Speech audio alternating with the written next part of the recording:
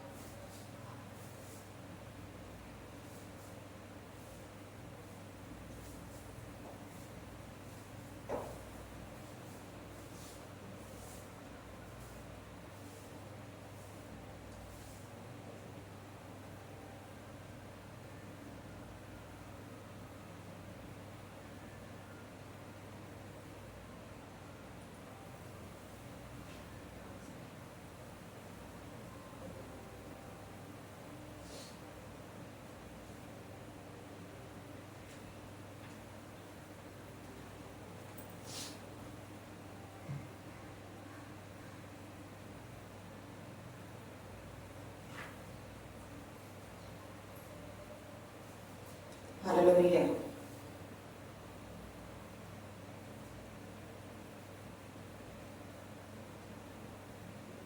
స్తుతియో మహిమ ఘనత నీకే యుగ యుగముల వరకు.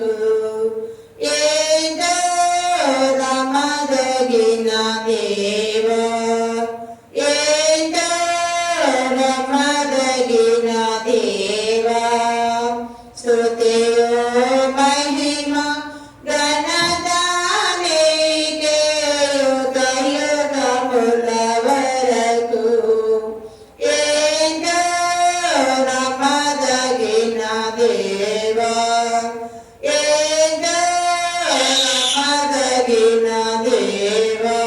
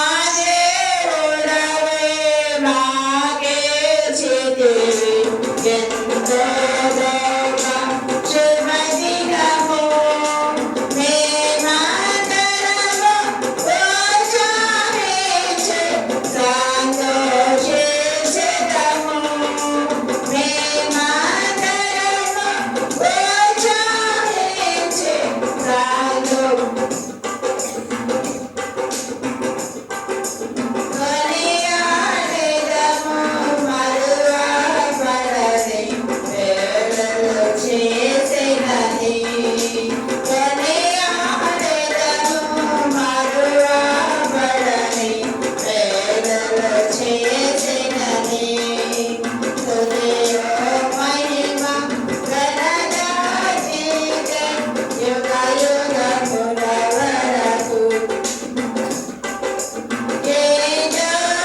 తేజోరమదగిన దేవా తేజోరమదగిన దేవా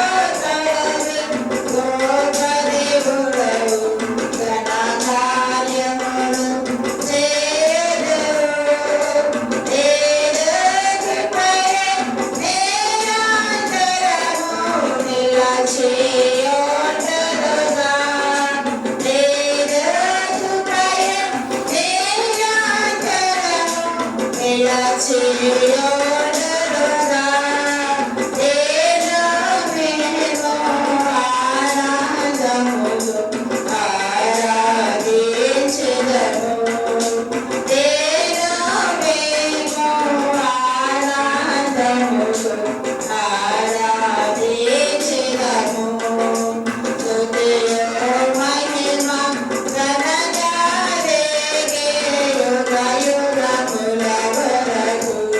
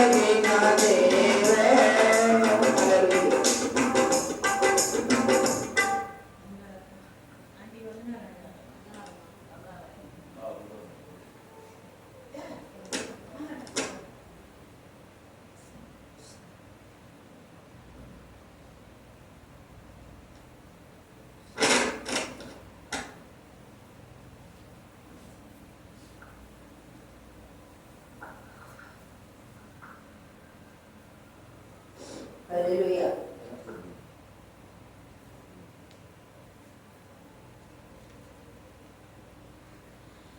నీ దయలో నీ కృపలో కాచితివి గత కాలము. నీ దయలో నీ నీడలో దాచుమయా జీవితాంతము.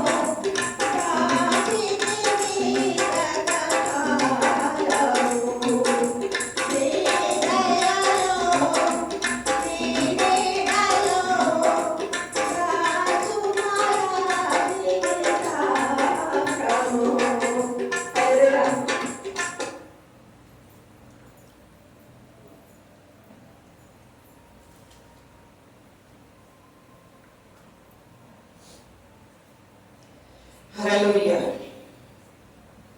ఏమనే వరించునే ప్రేమ, ఏమనే వర్ణించునే మహిమ, ఏమనే వరించునే ప్రేమ, ఏమనే వర్ణించునే మహిమ. హల్లెలూయా, ఆమేన్,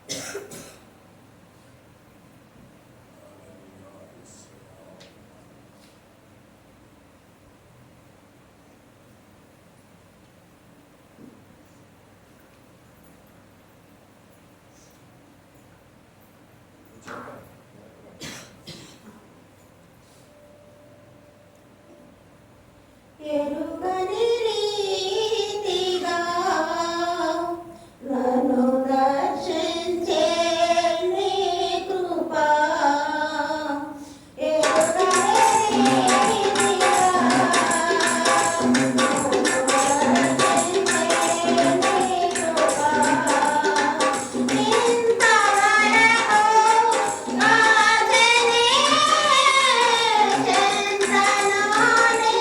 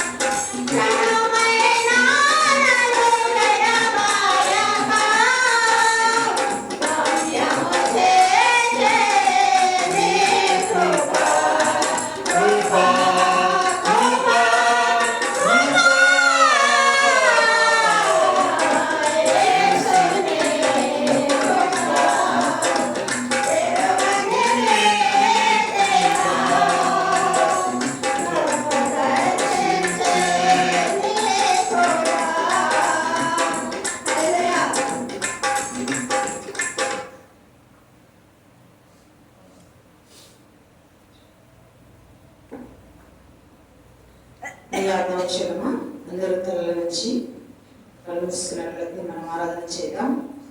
ఏ ఒక్కరు కూడా మౌనంగా ఉండవద్దు. ప్రభు సన్నిధిలో మనం ఉన్నాం. పరిశుద్ధ ఆత్మదేవుడు పరిశుద్ధ ఆత్మ వరాలు మనకి ఇచ్చినట్లుగా ఫలాలు ఆత్మ అనుభూతులకు మనం నడిపించినట్లుగా నోరు తెరిచి ప్రభుని స్తుతిద్దాం. పరిశుద్ధ ఆత్మదేవుడా సత్యంలో నుండి సర్వసత్యం నడిపించండి. నన్ను బలపరచండి అయ్యా. నన్ను బలపరిచిన వారి సమస్తము చేయగలనని అపోస్తలుడైన పౌలు తెలియజేయనట్లుగా నన్ను బలపరచయ్యా.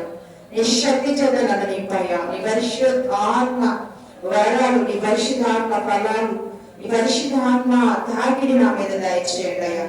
నాలో ఉన్న నాన్న బలహీనత, నాలో ఉన్న అస్వస్థత, నాలో ఉన్న ప్రభు అనాలోచన తొలగించి నాన్న ఈ సమయంలో నేను ఆనందించాలి, సంతోషించాలిగా. నీ సన్నిధిలో నాట్యం ఆడాలి, నీ సన్నిధిలో గాంతులు వేసే శక్తి నాకు దయచేయమని ప్రభు నడదాం. నోరు తెరిచి ప్రభు నడదాం. ఎవరు ఒక్కరు కూడా నోరు తెరవకుండా ఉండదు. దయచేసి అందరూ నోరు తెరిచి నోరారా మనసారా ఆయన్ని ఆరాధన చేద్దాం. అందుకే ప్రభు అంటున్నాడు, నన్ను ఆరాధించువారు ఆత్మతోనూ సత్యముతో ఆరాధించాలి. ప్రభువును ఆరాధించే విషయంలో ఆత్మతో సత్యముతో ఆరాధించాలి.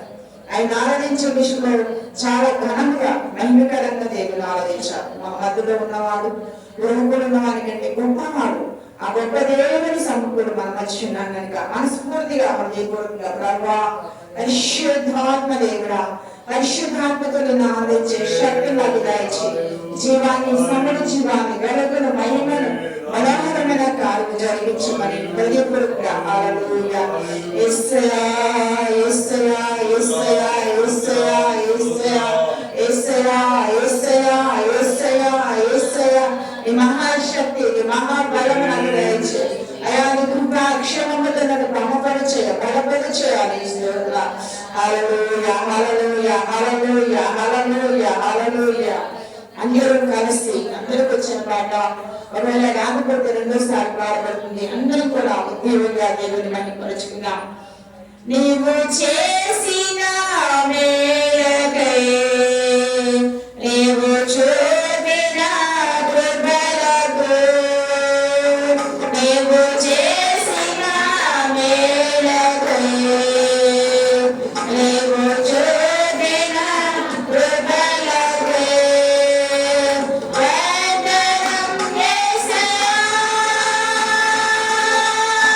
వందనం యేసయ్యా,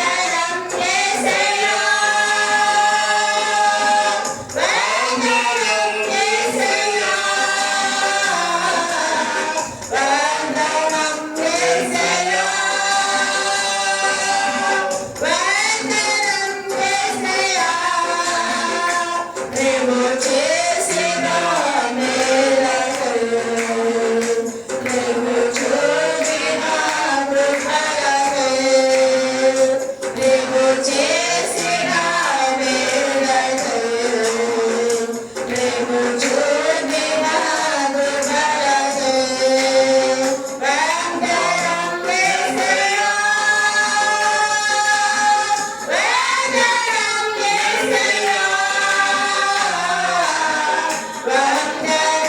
యేసయ్యా,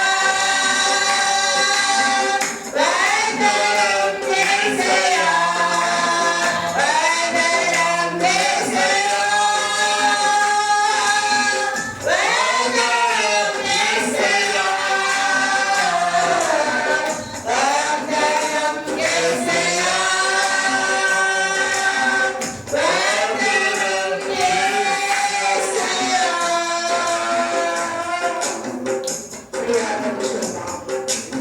వందనం లేఖన భాగంలో శ్రేష్టమైన దివ్యకరమైన అమూల్యమైన అధికమైన సత్యాలు పరిశుద్ధాత్మ దేవుడు మనకు బోధించినట్లుగా పరిశుద్ధాత్మ శక్తి పరిశుద్ధాత్మ ప్రజలు వచ్చినట్లుగా చప్పటి కొట్టడానికి స్తోత్రం, స్తోత్రం, స్తోత్రం, స్తోత్రం, స్తోత్రం, స్తోత్రం, స్తోత్రం, స్తోత్రం, స్తోత్రం, స్తోత్రం, స్తోత్రం, స్తోత్రం,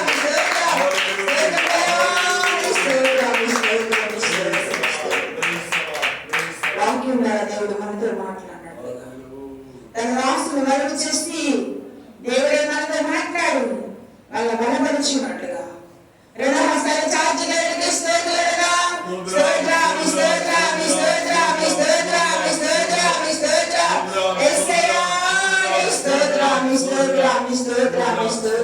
స్తోత్రం, స్తోత్రం, స్తోత్రం. హల్లెలూయా, హల్లెలూయా, హల్లెలూయా, హల్లెలూయా. ప్రభునందు ప్రియులారా, ఇంకా రావలసిన తన బిడ్డలను, సంఘ బిడ్డలను, ప్రాంత ప్రజలను దేవుడు నడిపించి దేవుడు తోడుకొని దేవుడు తీసుకొని వచ్చినట్లుగా దావీదు కీర్తన ద్వారా వాక్యం ద్వారా దేవుడు మనతో మాట్లాడి మనల్ని బలపరచినట్లుగా పరిశుద్ధాత్మ దేవుడే మన మధ్య నుండి గొప్ప కార్యం జరిగించి సహాయం దయచేయనట్లుగా ప్రార్థన చేద్దాం. ప్రేరేపించబడిన వారు ఒకరు ప్రార్థన చేయండి.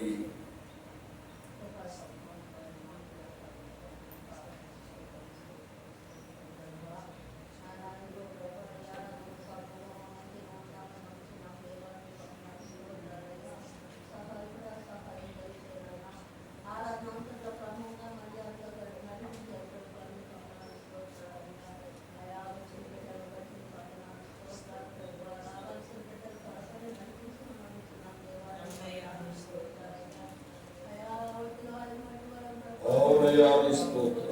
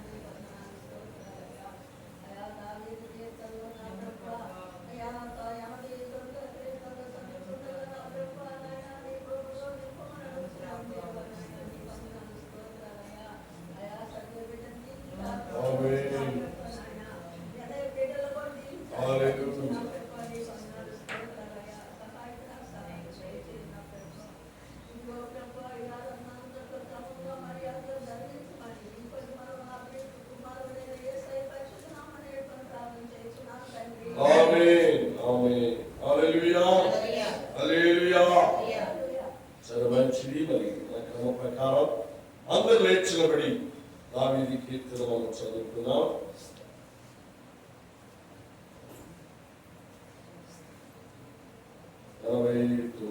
కీర్తన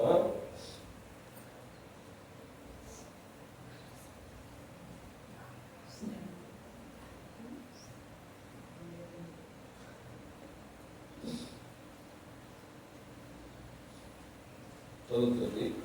89వ కీర్తన 31 నుండి దావీదు కీర్తన 89వ అధ్యాయం 31వ వచనం. వారు వారు నా బిడ్డలను నా నిధులను, నా కట్టడలను నా కట్టడలను అపవిత్రపరిచిరి. అపవిత్రపరిచిరి. నా ఆజ్ఞలను నా ఆజ్ఞలను గైకొనని ఎడల గైకొనని ఎడల నేను నేను వారి తిరుగుబాటునకు వారి తిరుగుబాటునకు దండముతోను దండముతోను వారి దోషణకు వారి దోషణకు దెబ్బలతోను దెబ్బలతోను వారిని శిక్షించెదను. వారిని శిక్షించెదను. కానీ ఒకసారి 41 నుంచి కదా 41 నుంచి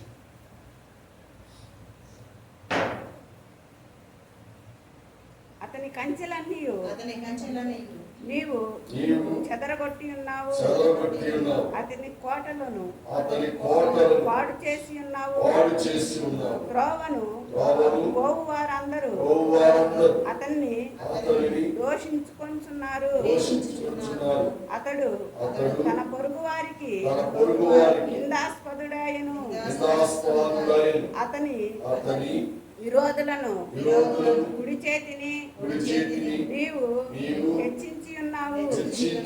అతని శత్రువులందరినీ అతని శత్రువులందరినీ నీవు నీవు సంతోషపరిచి ఉన్నావు. సంతోషపరిచి ఉన్నావు. అతని ఖడ్గము అతని ఖడ్గము ఏమీయు సాధింపకుండా చేసి ఉన్నావు. చేసి ఉన్నావు. యుద్ధమందు యుద్ధమందు అతన్ని నిలబెట్టుకున్నావు. అతని వైభవము మాన్పి ఉన్నావు. అతని సింహాసనమును నేల పడగొట్టి ఉన్నావు. అతని వ్యాధి దినములను తగ్గించి ఉన్నావు. సిగ్గుతో అతన్ని కప్పి ఉన్నావు. యెహోవా ఎంతవరకు నీవు దాగి ఉందువు? నిత్యము దాగి ఉందువా? ఎంతవరకు ఉగ్రత అగ్ని వలె నుండెను. నా ఆయుష్యమును ఎంత కొద్దిదో జ్ఞాపకం చేసుకొనుము. ఎంత యథార్థముగా నీవు నరులందరినీ సృజించి ఉన్నావు. మరణమును చూడక బ్రతుకు నరుడెవడో? పాతాళం యొక్క వశము కాకుండా తన్ను తాను తప్పించుకొనగలవాడెవడు? ప్రభువా, నీ విశ్వాసం తోడని నీవు దావీదుతో ప్రమాణం చేసి తొట్టిల్లి నీ కృపాతిశయములెక్కడా?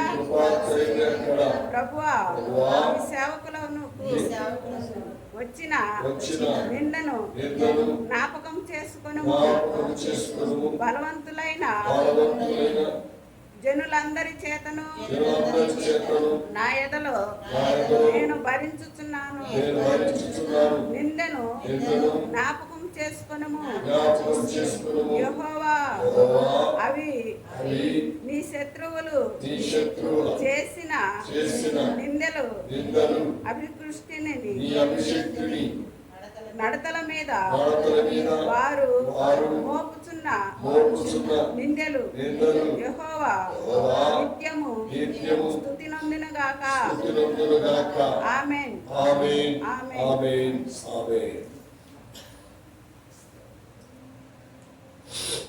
దేవునికి మహిమ ఘనత కలుగుగాక. ఇలా చదువుకున్న వాక్య భాగంలో చాలా శ్రేష్టమైన సంగతులను దేవుడు మనకు జ్ఞాపకం చేస్తూ మాట్లాడుతున్నాడు. చాలా అద్భుతమైన మాటలను దేవుడు మనకు తెలియజేస్తున్నాడు. దావీదు భక్తుని యొక్క జీవితంలో దేవుడు తన పట్ల చేసిన కార్యములన్నీ కూడా తలపోసుకుంటూ దేవుని దగ్గర మొరపెట్టే అనుభవాన్ని కలిగి ఉన్నట్టుగా ఈ కీర్తన భాగంలో కోరాహ కుమారుల ద్వారా దేవుడు మనకు తెలియజేస్తున్నాడు. మీరందరూ చూడండి, 45వ శరణంలో చక్కని మాట అంటాడు. అతని యవ్వన దినములను తగ్గించి ఉన్నావు, సిగ్గుతో అతనిని కప్పి ఉన్నావు. ఎవరి దినాలు దేవుడు ఏం చేశాడంట? తగ్గిస్తున్నాడు.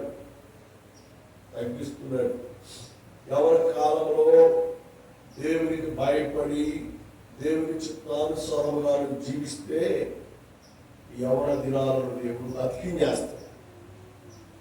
దేవుడని భయం లేకుండా, దేవుడని విశ్వాసం లేకుండా, దేవుని ప్రజలంటే భయపడకుండా ఇష్టానుసారంగా ప్రవర్తిస్తే, ఇష్టానుసారంగా జీవిస్తే దేవుడు ఏం చేస్తాడు? ఎవరి దినాలను కుదిచేస్తాడు, తగ్గించేస్తాడు. చాలా జాగ్రత్తగా మనం యోగ్యము కలిగి మనం బ్రతకాలి. దావీదు కుమారులు అబ్షలోము యొక్క యవ్వన దినాలను దేవుడు కుదించేశాడు. కనబడకుండా మరణానికి గురైపోయాడు. కారణం ఏంటంటే అభిషక్తుని మీదకు అతను కాలు దివాడు. అభిషక్తుని చంపడానికి ప్రయత్నం చేశాడు. ప్రయత్నం కాదు, వెంటబడ్డాడు. అంచనగాదినికి స్వారీ చేస్తున్నాడు. తిరుగుబాటండి. చాలా జాగ్రత్తగా మనం తెలిసి ఈ అభిషక్తిని మనం దూషించుకోవాలి. ఏ విశ్వాసిని మనము వ్యర్థముగా మాట్లాడుకోవాలి, పనికి మళ్ళీ మాటలు మాట్లాడుకోవాలి. వారి క్రియను బట్టి ప్రతిఫలం దేవుడు ఇస్తాడు. అంతే, దేవుడికి అప్పచెప్పే కానీ మనం తీర్పులే కాదు, మనం తీర్పు చేసేంత స్థితి యోగ్యత మనం ఏమాత్రము లేదు.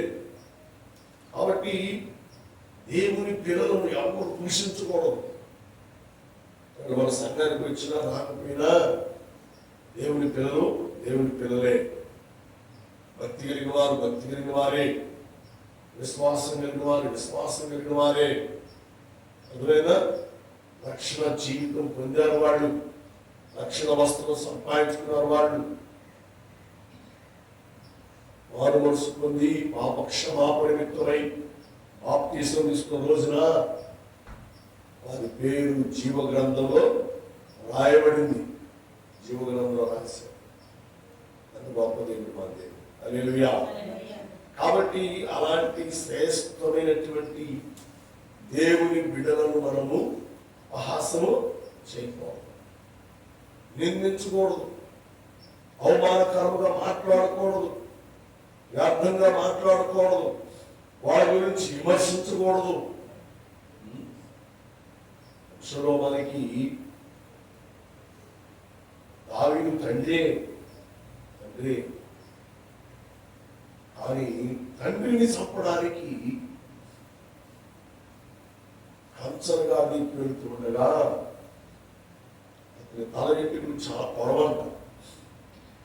పొడవకుండా చూసారు, మీ కూడా చూసారా? అంత పొడవైనట్టు ఉంటుంట. చక్కని తల వెంట్రుకలు కలిగిన వాడు అక్షరమ, మంచి రూపము కలిగిన వాడు. అంత రూపం, అంత చక్కదనం ఉన్నటువంటి అక్షరమాను ఏం చేశాడు? తండ్రిని చంపడానికి ఆలోచన చేశాడు. అభిషేకుల సంగతి మర్చిపోయాడు.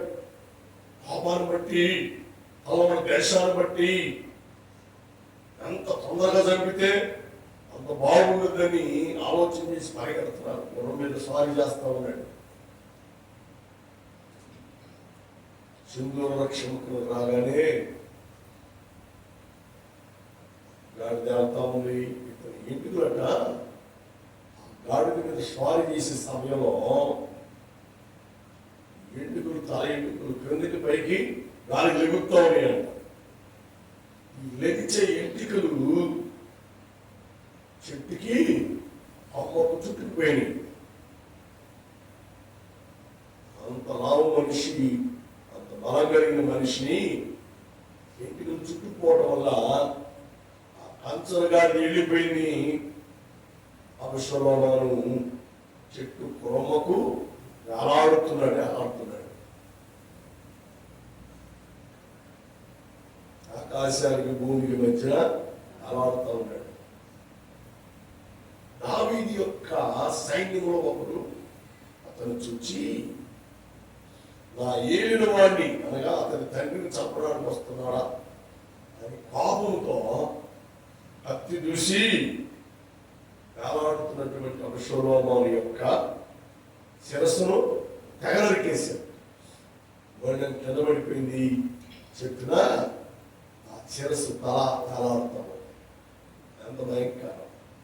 బాబు, యవనస్తులు దేవుని నామమును అవమానపరిచినట్లయితే, యవన బిడ్డలు, యవన స్త్రీలు దేవునికి వ్యతిరేకముగా వారు జీవించడానికి ప్రయత్నం చేస్తే దేవుడు వారి ఆయుష్యను ఏం చేస్తాడు? దేవుడు తగ్గిస్తాడు, కుదిచ్చేస్తాడు.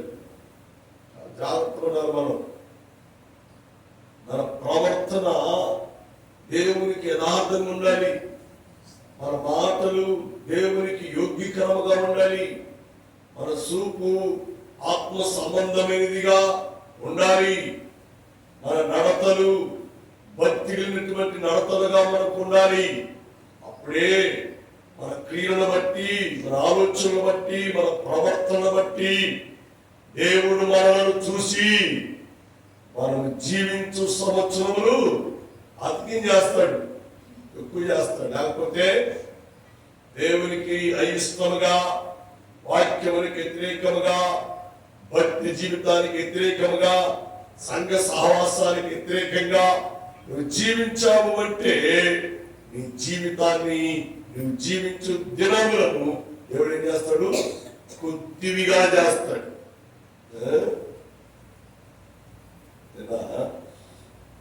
మున్సిపాలిటీ ఆఫీస్లో ఉద్యోగం చేశాని రిటైర్డ్ అయింది. ఆ ఫంక్షన్కి వెళ్ళా. ఆయన ఎంతకాలం చేసింది తెలుసా? ఉద్యోగం 42 సంవత్సరాలు చేసింది. అంటే ఆమె 18 సంవత్సరమే ఉద్యోగం వచ్చింది. 18 ప్లస్ 42 60 సంవత్సరాలు. అర్థమైందా? ఆమె కుమారుడు, మనవళ్ళు, మనవరాడు, ముది మనవరాడు 4 తరాలు చూసింది. ఎంత దీర్ఘాయువును దేవుడు ఆ తల్లికి ఇచ్చాడు. కోళ్ళు ఒక అమ్మాయి నాతో మాట్లాడారు. పెద్ద కోళ్ళు ఆశ గారు, మా అత్తగారు ఏ రోజు కోపడినట్లుగా మేము చూడలేదు. ఏ రోజు కోపడు. ఆమె శాలరీ ఎంత తెలుసా? 1,60,000 అని చెప్పు. అంత జీతం తెస్తూ ఇస్తూ కూడా ఏ రోజు మా మీద కోపం. మా అత్తగా 3 కొడుకులే, మమ్మల్ని కూతురుగానే చూసింది. అంతటి యోగ్యత, అంతటి నిదానం ఉంటే నీ ప్రవర్తన బట్టి దేవుడు ఏం చేస్తాడు? జీవించు సంవత్సరాలు అధికం చేస్తాడు. ఎప్పుడు కోపడతా, టెన్షన్గా ఉంటే బీపీ ఎప్పుడు పెరిగిందో తెలియదు, గుండె ఎప్పుడు ఆగిందో తెలియదు, నీ జీవించు దినాలు ఎప్పుడు ముగిస్తాయో తెలియని పరిస్థితి. అది ఉండకూడదు అని ఎవరి కాలంలో దేవుడు మీతో మాట్లాడుతున్నాడు. యవనస్తుల యొక్క దినాలు కుదించకూడదు. వాళ్ళే కాదు, నువ్వు నేను కూడా మన దినాలు దేవుడు కుదించకుండా 3-4 తరాల వరకు మనం చూచు వారంగా ఉండాలి అంటే మన ప్రవర్తన, మన క్రియలు, మన నడతలు, మన ఆలోచనలు, మన ఉద్దేశాలు అన్ని కూడా దేవుని చిత్తానుసారముగా ఉండాలి. ఆమేన్, హల్లెలూయా. అప్పుడే దేవుడు మనల్ని చూచి బడా నమ్మకమైన దాసురాలా, బడా నమ్మకమైన దాసుడా అని దీవెనకరంగా మార్చివేస్తాడు. దీవెనకరముగా దేవుడు మార్చివేస్తాడు అని దేవుని వాక్యము దేవుడు మనకు జ్ఞాపకం చేస్తూ ఉన్నాడు. చూడండి, బైబిల్ ఇంకో మాట మీ తలంపు వేస్తాను, చదివి సహాయం చేయండి. దైవ గ్రంథముల నుండి చాలా శ్రేష్టమైన మాటలు. 102వ కీర్తన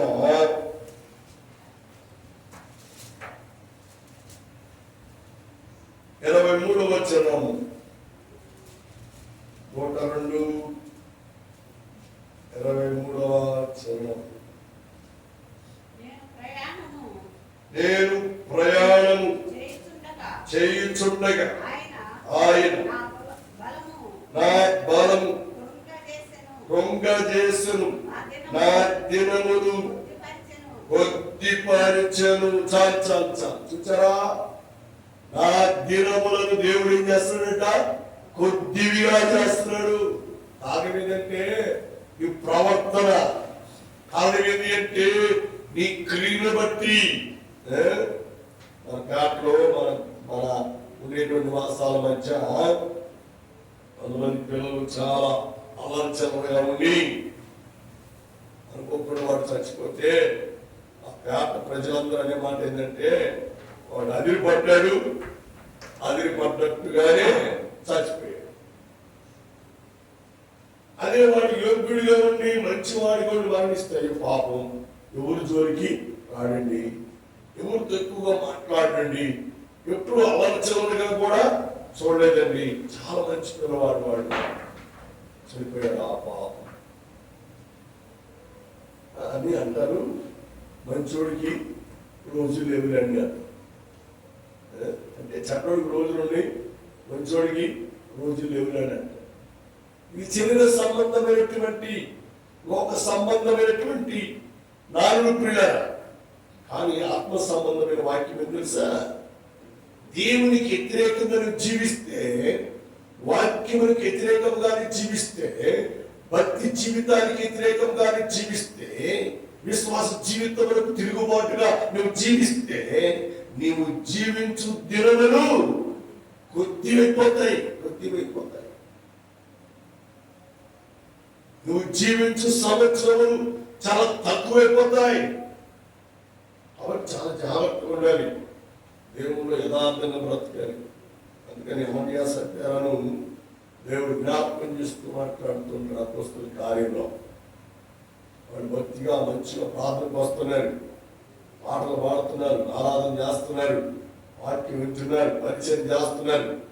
అన్నిటికీ వాళ్ళు ప్రేరేపించబెట్టిన వారై వాళ్ళందరికీ వాళ్ళు వచ్చేసారు. పౌలు గారి దగ్గరికి వచ్చాయా, నేను కూడా సేవ చేయాలనుకుంటున్నావయ్యా, భక్తిగా ఉండాలనుకుంటున్నావయ్యా,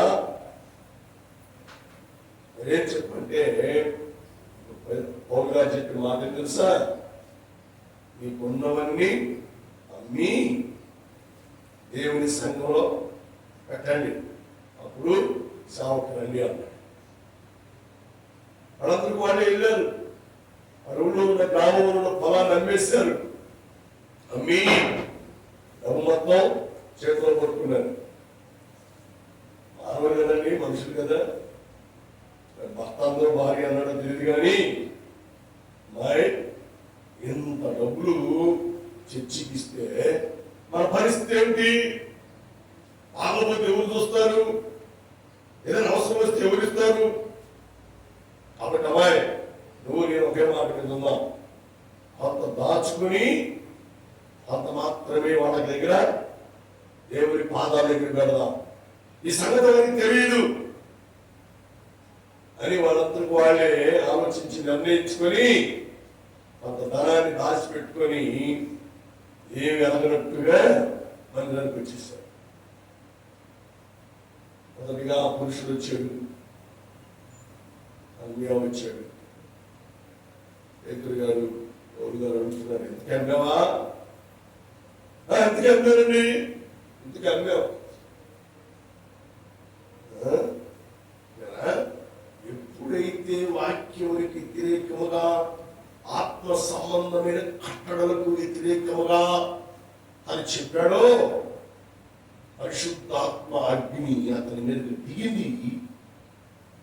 జీవించు దినములు కొద్దివి కాదు, ముగింపు చేసేసాడు దేవుడు. అక్కడికక్కడే తలనరాలు తెగిపోయి అనుకునే భాష అంటే స్ట్రోక్ వచ్చేసింది, బ్రెయిన్ స్ట్రోక్ వచ్చేసింది. అక్కడికక్కడే పడిపోయాడు, చచ్చిపోయాడు.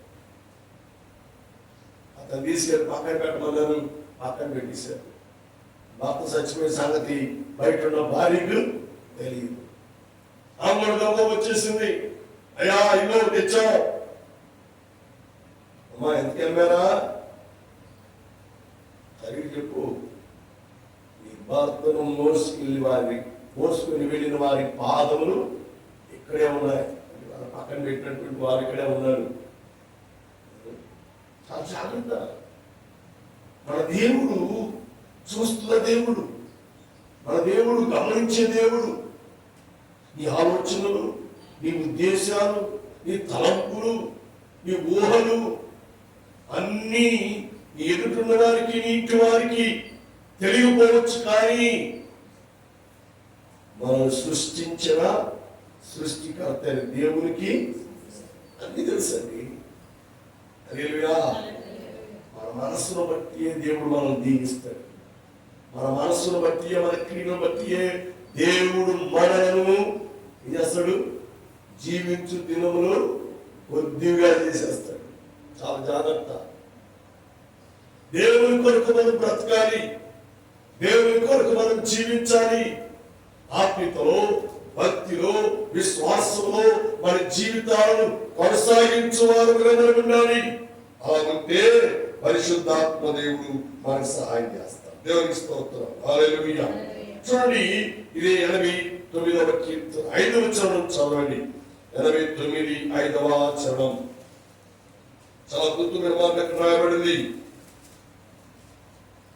యెహోవా ఆకాశ వైశాల్యము నీ ఆశ్చర్య కార్యములను స్తుతించుచున్నది.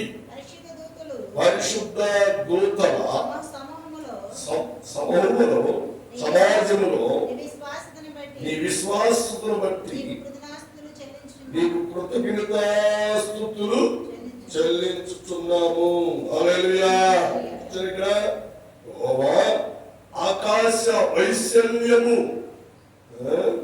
ఆకాశం ఎంత విశాలమైందో, దానిలో ఎక్కడ మరక, ఎక్కడ డాబు లేదు.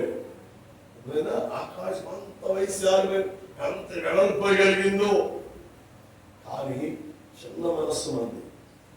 మన హృదయం అంత ఉంటుందంటే, ఎవరు గుప్పుడు పడితే వారి గుప్పుడు అంతే ఉంటుంది మన గుండె. కానీ ఈ గుండె ఎంత నమస్కారం కదా.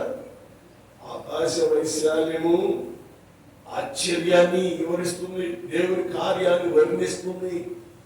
కానీ గుప్పుడు మనసు ఉన్నటువంటి మనుషుడు మాత్రం దేవునికి లోపడే లోపడు. అందుకంటారు ఇర్మియా ప్రవక్త అంటాడు, హృదయం అన్నిటికంటే మోసకరమైనది, అది ఘోరమైన వ్యాధి అంట. ఈ వ్యాధికి మందు లేదండి. అందుకని నువ్వు జీవించు దినములు దేవుడు ఏం చేస్తున్నాడు? కొద్దిగా చేస్తున్నాడు, బెత్తిడిగా చేస్తున్నాడు.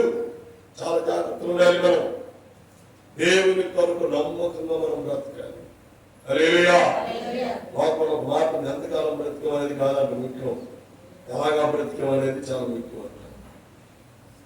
భక్తిగా బ్రతకాలి. దేవుడు కోరుకుంటుంది అదే మన దగ్గర, దేవుడు మన దగ్గర అడుగుతున్నదే. భక్తిగా మనం బ్రతకాలి, విశ్వాసంగా మనం బ్రతకాలి, దేవుని యొక్క వివేక్షకంగా మనం బ్రతకాలి. మనలో పాపం ఉండకూడదు, పాప సంబంధ ఆలోచన ఉండకూడదు, పాప సంబంధ ఉద్దేశాల వల్ల ఉండకూడదు, ఎవరిని మోసపూరితమైన ఆలోచన వల్ల ఉండకూడదు. మనం దేవునిలో నమ్మకమైన వారుగా మనం ఉండాలి. అసలు పాప సంబంధమైన ఆలోచన ఉంది కాబట్టి భూమి మీద లేకుండా వెళ్ళిపోయాడు. దేవుడు తీసేసుకున్నాడు. అది భయంకరం. పాప సంబంధమైన ఆలోచన వల్ల ఉంటే మనం పాడిపోతాం. చాలా జాగ్రత్త. లోతు భార్య పాప సంబంధమైన ఆలోచన ఉంది కాబట్టి ఆమె జీవించు దినాలు కొద్దిగా చేసేసాడు దేవుడు. సొదొమ నుంచి వస్తూనే మళ్ళా తిరిగి సొదొమ వైపు చూచింది కాబట్టి ఏమైపోయింది అక్కడ? ఆమె ఉప్పు స్తంభం అయిపోయింది. ఎంత భయంకరం. చాలా జాగ్రత్తగా ఉండాలి. మన దేవుడు రోషం కలిగిన దేవుడు, మన దేవుడు జీవము కలిగిన దేవుడు. మన దేవుని కనులకు మరుగైనది ఏది లేదు, ఏది లేదు. అర్థమైందా? ఇజ్రాయెల్ దేశం వాళ్ళు ఇరాన్ మీద బాంబులు వేస్తుంటే, ఇరాన్ వారు ఇజ్రాయెల్ మీద బాంబులు వేస్తా ఉంటే వాళ్ళకి అండర్ గ్రౌండ్ గృహాలు ఉంటాయి. వాళ్ళకి భూమి లోపల ఇల్లు కట్టుకుంటారు. వాళ్ళు దగ్గరగా 9-10 అంతస్తు లోపల ఉంటుంది కింద భూమిలో. భూమి మీద కడుతుంటారు, విశేషమే కాదు. భూమి కింద ఇరాన్ వాడు కొండను తోమి కొండ లోపల అడుగు భాగంలో మరణ సంబంధమైనటువంటి ఆయుధాలను అమర్చి ఉంచాడంట. అది పడిందంటే, అది వదిలేయడం అంటే భూమి మీద గడ్డి కూడా మాలవదు. అమెరికా వాడి భయం అదే. ఇప్పుడు ప్రపంచానికి అగ్రరాజ్యం అమెరికా. అమెరికాని దెబ్బకొట్టి ఇరాను అగ్రరాజ్యం కావాలనుకుంటున్నాడు. అందుకని అణు ఆయుధాలను వేరు చేయడానికి అమెరికా ప్రయత్నం చేస్తా ఉంది. అంటే అండర్ గ్రౌండ్ లో కూడా ఆ బాంబులు పనిచేస్తాయి. అంత పవర్ఫుల్ బాంబులు తయారు చేస్తారు. కానీ మన దేవుడు బాంబు కంటే ఇంకా డేంజర్. మన దేవుడికి స్తోత్రం. హల్లెలూయా. అర్థమైందా? ఏసేపు పేల్చాడంటే బాంబు కూడా చాలదు. మనిషి కథ, మనిషి కూడా ఉండడు. అంత పవర్ఫుల్ మన దేవుడు. కాబట్టి మనం జీవించు దినాలు తక్కువ కాకూడదు, మనం జీవించు దినాలు ఎక్కువ ఉండాలి. దేవునికి స్తోత్రం. హల్లెలూయా. దేవుని వాక్యం ప్రకారం మనం గమనించిస్తే 4 తరాలు చూడాలంటుంది. హల్లెలూయా. 4 తరాలు. అమ్మమ్మ అయితే 5 తరాలు చూసింది. 5 తరాలు. ఎంత గొప్ప ఆరోగ్యం. దేవుని పిల్లలుగా మనం జీవించినప్పుడు దేవుడు మనల్ని అంతగా ఆశీర్వదిస్తాడు. ఆకాశ వైశ్యాలను చేసినట్లుగా ఆయన పిల్లలను నెమ్మదిగా ప్రశాంతముగా బ్రతుకున్నట్టుగా ఆయన మనలను హెచ్చిస్తాడు. అలాగే మనలను దేవుడు చిత్తపరుస్తాడు అని దేవుని వాక్యం ద్వారా దేవుడు మనకు జ్ఞాపకం చేస్తున్నాడు. దేవునికి స్తోత్రం. హల్లెలూయా. హల్లెలూయా. కాబట్టి మనల్ని మనము దేవునికి సమర్పణ చేసుకుందాం. మనల్ని మనము దేవునికి అర్పించుకుందాం. దేవుని చిత్తానుసారమైన జీవితంలో మనము జీవించి ఆత్మీయ మేలు, ఆత్మీయ దీవెన, ఆశీర్వాదాలు మనం పొందుతున్నాం. అలాగ ఉన్నట్లయితే పరిశుద్ధాత్మ దేవుడు మనతో ఉండి మనల్ని బలపరుస్తాడు. పరిశుద్ధాత్మ దేవుడు మనతో ఉండి మనకు సహాయం చేస్తాడు. నిజంగా దేవుని కనులు సీసీ కెమెరా కంటే బలమైన కనులు. ఆమేన్. హల్లెలూయా. ఆకాశము నా సింహాసనము, భూమి నా పాదపీఠము, నా కను దృష్టి లోకమందంతటా సంచారం చేస్తాడు. దేవుని కనులకు మరుగైంది భూమి మీద ఏమీ లేదు. హల్లెలూయా. మరి ఎంత గొప్ప ప్రభావం కలిగినటువంటి దేవుని పిల్లలమైన మనం చాలా యోగ్యంగా బ్రతకాలి. ఎక్కడ పాపములకును పాప సంబంధమైన కార్యములకును మనము తల వంచనే వంచకూడదు. ఏమాత్రమును సాతాను సంబంధమైన కార్యములకు లోబడకూడదు. అందుకని మనం ఎప్పుడు కూడా దేవుని దగ్గర ప్రార్థన చేసుకోవాలి. ఉదయాన్ని నగోగానే, దేవా లోకంలో రాబోతున్నను పాప సంబంధమైన శరీర సంబంధమైన లోకంలోనికి నేను పని నిమిత్తమై ఉద్యోగం ఎత్తున వెళ్ళబోతున్నాను.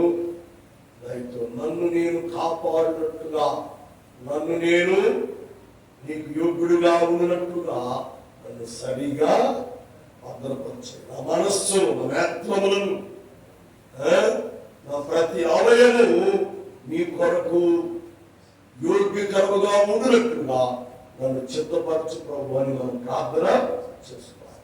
లేకపోతే సాతాను గారు మన మైండ్లోకి వచ్చేసి, మన మనసులోకి వచ్చేసి ఏం చేస్తాడు? పాడు చేస్తాడు, గలిబిలి చేస్తాడు. అర్థమైందా? వాడికి అవకాశం అని ఇవ్వకూడదు. దేవునికి స్తోత్రం, హల్లెలూయా. వాడికి మనం శాసిచ్చినట్లయితే యవ్వన బిడ్డల యొక్క జీవించు దినములు కుదించబడినట్లుగా నీ దినాలు కూడా దేవుడు కుదించేస్తాడు. చాలా జాగ్రత్తగా ఉండాలి. మనం దేవునిలో ఆత్మ సంబంధమైన జీవితమును కలిగి మనం జీవించాలి. హల్లెలూయా, హల్లెలూయా. 92-90లో ఎయిడ్స్ వచ్చింది. అప్పట్లో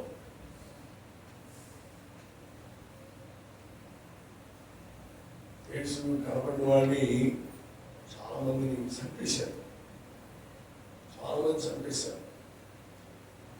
ఎందుకంటే పురుషుడు కానీ స్త్రీ కానీ ఎయిడ్స్ వచ్చిన ఉంటే వాళ్ళ ద్వారా ఇంకొకటి వచ్చిద్దామని ఎయిడ్స్ విస్తరించిందని ఉద్దేశంతో ప్రారంభ దినాల్లో ముందు కనిపెట్టల, మెడిసిన్ రాలేదు. అందుకని ఎయిడ్స్ కనపడిన వాళ్ళని కాల్చి చంపేశారు.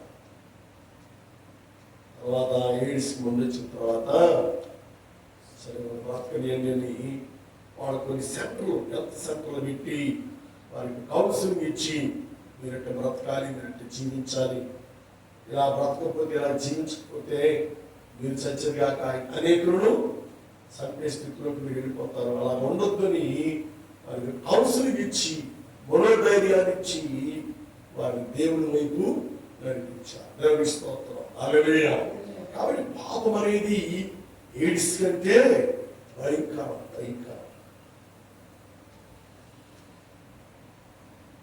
పాపం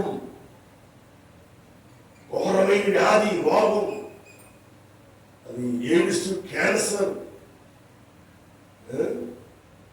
వాటికంటే మహా డేంజర్.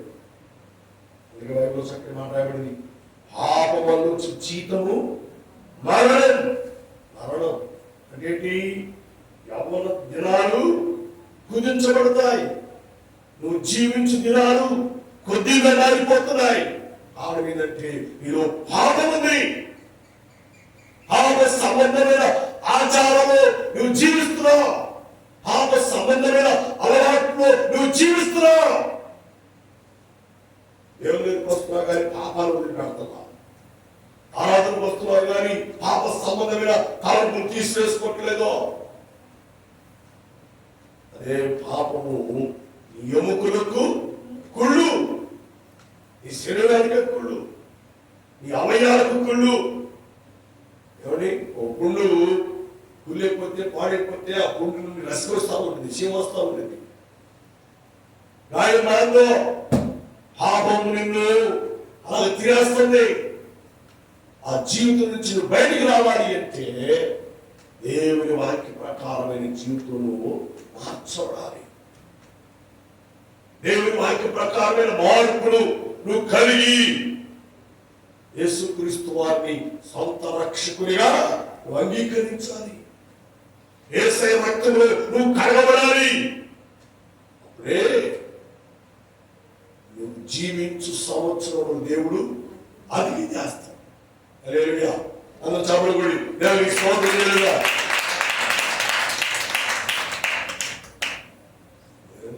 కూడా చాలా మంది మెడిసిన్ ఉంది, మందులు ఉన్నాయి, టాబ్లెట్లు ఉన్నాయి, ఐదిని ఐదాగి ఇదిని ఈ మింగి ఆరోగ్యం కాపాడుకోవచ్చు అనుకుంటున్నాను.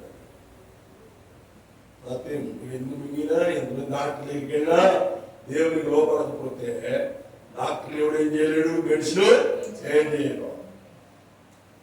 కాబట్టి ఈ దినములను అధికించేసుకోవాలంటే ఎక్కువగా ప్రార్థన చేయాలి, భక్తిలో ఉండాలి.